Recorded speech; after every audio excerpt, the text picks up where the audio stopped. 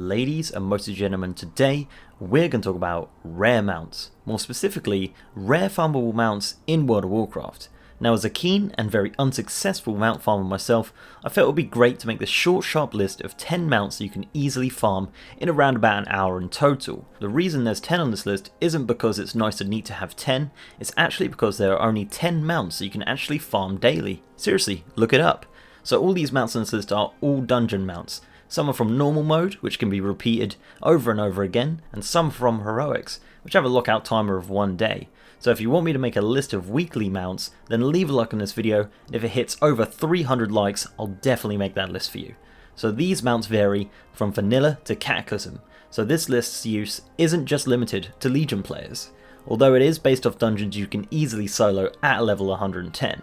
So without further ado, this is 10 rare mounts you can farm daily. So first on the list is the Death Charger's Reins. So anyone who's anyone knows about the Death Charger's Reins. It's been in the game since vanilla and has always dropped in Strathome.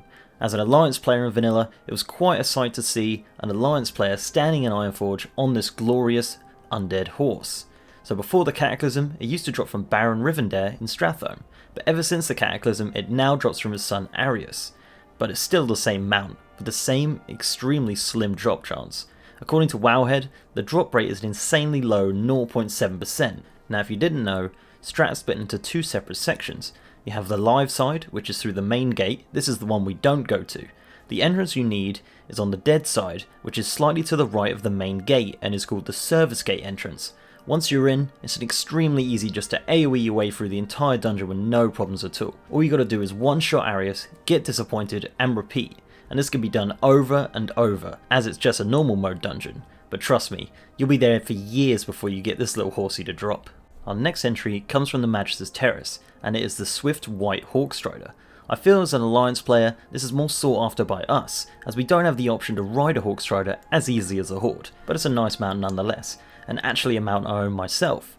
So this mount drops from heroic mode only from the last boss, Kel'Thas Sunstrider, you may remember from the Tempest Keep. So this mount actually has a 5% drop chance, which isn't too bad at all, but if you end up running it a few times, be prepared to have a lot of Phoenix Hatchling pet drops, but they're pretty good for pet battles, so if you're into that kind of thing. So doing this dungeon is pretty easy, it's just a linear path the whole way through with some face roll bosses. Your only delay is waiting for Kel'Thas to finish talking crap before you can kill him, but once you've killed him and got disappointed, you can simply just use the teleport behind him to get ported back to the Shattered Sun staging area. Next up is the Reins of the Ravenlord. Now this feather-headed friend drops in the Sethic Halls on heroic mode only. The easiest way to get the Sethic Halls from the new Dalaran is simply just head to the middle of Dalaran, get ported downstairs, walk forward until you see the portal for Shatrath City. Once you're there, fly south to an area called Auchindoun. Once you're there, Sethic Halls is the instance on the east side. Originally, this boss was summoned through a druid quest to get their epic flight form. But as of the Cataclysm, they removed the quest and made him a permanent boss. He's located just before the last boss, so you have to fight your way through the whole dungeon before you get to him. According to Wowhead, the drop chance of this mount is 1.6%. So once you kill him and you want to leave, just simply kill the last boss and follow the path, as the whole dungeon is a massive circle and that'll lead to the exit. And this is another mount from this list that I'm actually a proud owner of. It took a lot of hours, but it was definitely worth it. Our next mount on the list is our first entry from Wrath of the Lich King, and it is the Reins of the Blue Proto-Drake. This mount drops from the third boss of Utgard Pinnacle, Skadi the Ruthless, but only on heroic mode. This dungeon is located in the Howling Fjord of Northwind.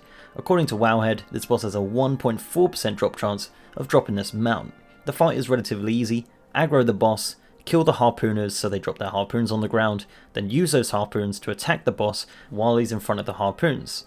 Once the Proto-Drake is dead, he'll jump down and you just have to simply beat him down, loot and hope. There's also no easy way out of this dungeon, so you either got to backtrack or use your Hearthstone. So next on the list is another Drake. This time it's the Reins of the Bronze Drake, which is actually a 100% drop chance mount, but there's a catch. So this mount drops from the Caverns of Time dungeon, the Culling of Strathome, but it's only on heroic mode. The easiest way to get to the Caverns of Time in Legion is again to head to the middle of Dalaran, get ported downstairs and just walk forward until you see the portal to the Caverns of Time. Once you're there, there's actually now a helpful map to help you find your way, so there's no need for me to explain. So the catch to having this mount drop is that you have to do the whole Strathome City section of this dungeon in 25 minutes. But for a basic 110 player, it's pretty easy. The first section has you killing groups of undead in waves. Just simply keep an eye on the map and where they spawn and you'll be golden. After that, just talk to Arthas, let him do his RP stuff, and follow the dungeon along until you hit Market Row. You'll then see a bronze dragon spawn being attacked by an infinite dragon spawn, and all you gotta do is kill the infinite dragon and he'll drop the mount for you. It's pretty simple, but if you don't succeed for some reason, you can simply just wait until the next day and give it another attempt. But I managed to do it with 14 minutes spare, and I suck pretty bad. So back in vanilla, the classic 20-man raid Zul'Gurub housed two of the best mounts in game at the time. These mounts were the Swift Zulian Tiger and the Swift Razashi Raptor. They were by far two of the most sought after mounts by each faction. Back then, seeing a horde on a Tiger or an alliance on a Raptor was certainly an epic sight. Obviously these days, it's pretty much common practice to see this. Hell, I've even got a goddamn Kodo on my gnome. Anyway, I digress. Since the Cataclysm, Blizzard reintroduced Zul'Gurub as a 5-man heroic dungeon, and with this revamp they added 2 rare mounts to replace the previous mounts, but spoilers, they're not as good. So the first mount is the Armoured Razashi Raptor, and this drops from Bloodlord Mandikir, and is located at the bottom right of the dungeon. According to Wowhead, the drop rate for this raptor is around 1%.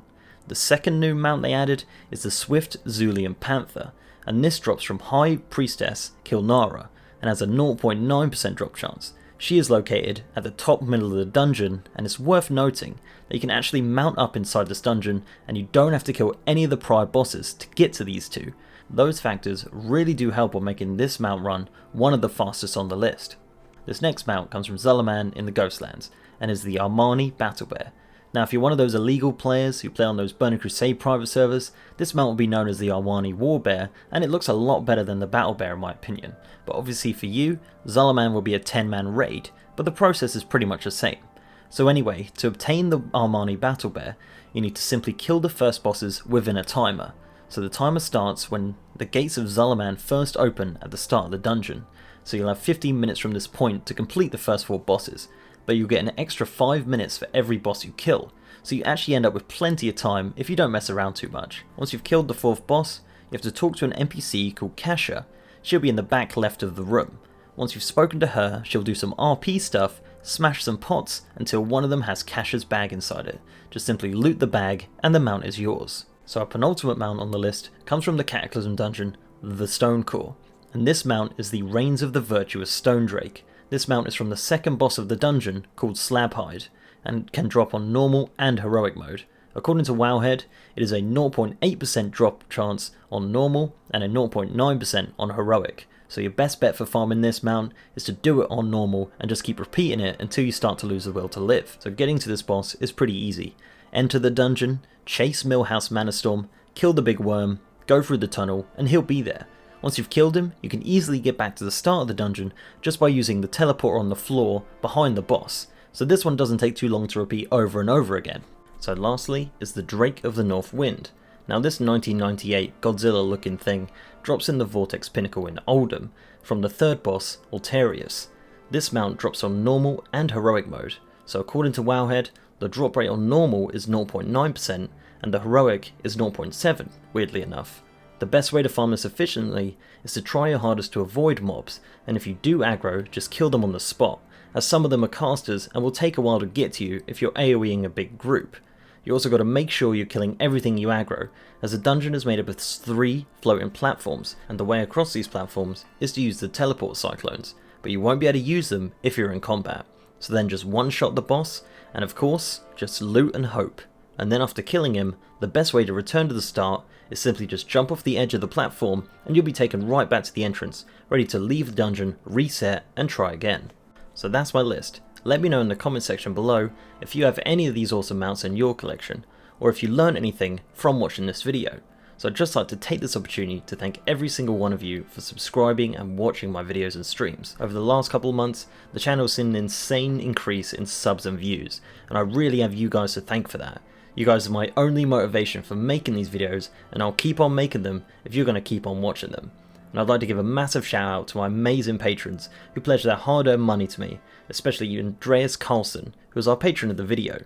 So leave a like on this video if you liked it, guys, and subscribe if you haven't. And with that, I'll see you next time.